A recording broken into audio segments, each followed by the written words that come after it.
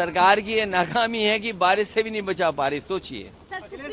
और मैं जिस समय मुझे जानकारी मिली थी कि इस तरह का सरकार का आचरण है, उसी समय मैंने कहा था कि सुप्रीम कोर्ट स्वयं इस बात को संज्ञान में ले और ऐसे कार्रवाई को रोके। जैसे दिया बुझने से पहले फड़फड़ाता है, जो सांप्रदायिक राजनीति खत्म हुई है, ये सांप्रदायिक राजनीति का दिया फड़फड़ा रहा है, इसलिए फैसला ले रहे हैं। इसीलिए फैसला चाहे इस बात का लिया जा रहा हो कि दुकानों में या और संस्थाओं में नाम लिखा जाए।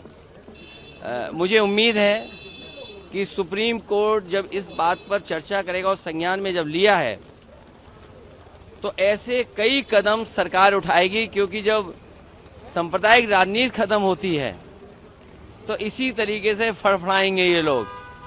और उसी तरीके से आपने देखा होगा कितने दिनों लगा हुआ प्रतिबंध, उस पाबंदी को भी हटा दिया है। तो सांप्रदायिक राजनीति खत्म होने जा रही है, इसका दुख भारतीय जनता पार्टी को है।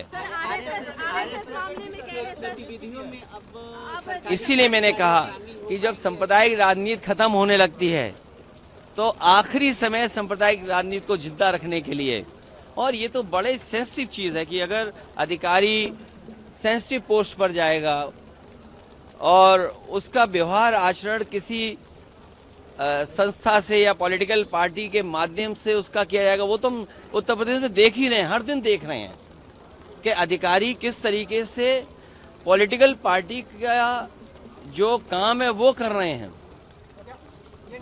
अखिलेश जी, आपने ये कहा कि मैंने आपसे कहा कि सांप्रदायिक राजनीति फड़फड़ा रही है, आखिरी वक्त दिया का, ये सांप्रदायिक राजनीति ऐसे ही जाएगी, जनता समझ चुकी है इन बातों को। अखिलेश जी, आपने नीट मामले में भी कहा कि ब्रेक तोड़ देगी जितने भी पेपर। देखिए, नीट में जिसको नहीं दिखाई दे रहा वो ना देखे, लेकिन नौजवान, घर परिवार के उनके सदस्य, आप लोग और सब लोग देख रहे हैं। कैसे संभव है कि एक ही जगह पर इतने बच्चे पास हो जाएं, एक ही सेंटर में इतने बच्चों को इतने नंबर आ जाएं? ये कहीं ना कहीं जो प्रश्न लगता है वो सरकार पे लगता है, और कम से कम उस इंस्टीट्यूशन पे उसकी क्रेडिबिलिटी क्या है कि इतनी बड़ी परीक्षा करा रही। और मैं तो आपसे कहना चाहता हूँ कि अगर उत्तर प्रदेश की परीक्षा के पेपर लीक और भारत सरकार के पेपर लीक, तो ये सरकार ने रिकॉर्ड कहीं बनाया हो ना बनाया हो, लेकिन पेपर लीक का रिकॉर्ड तो इन्होंने बना लिया है। तो सुप्रीम कोर्ट ने उत्तर प्रदेश और उत्तराखंड की सरकार को भी नोटिस जारी किया है, कहा नहीं, ये जो फैसला सरकार का था वो गलत था। सरकार को इस तरह का व्यवहार नहीं करना चाहिए, और ये तो जाने वाले लोग हैं, वो क्या ना करें। अभी और देखिए क्या क्या और करती है सरकार। 100 वाला ऑफर अभी भी वैलिड है? नहीं, देखिए अब बारिश तो हो ही रही है तो ये जो ऑफर है समय के हिसाब से, फिर विंटर ऑफ चलेगा इसके बाद।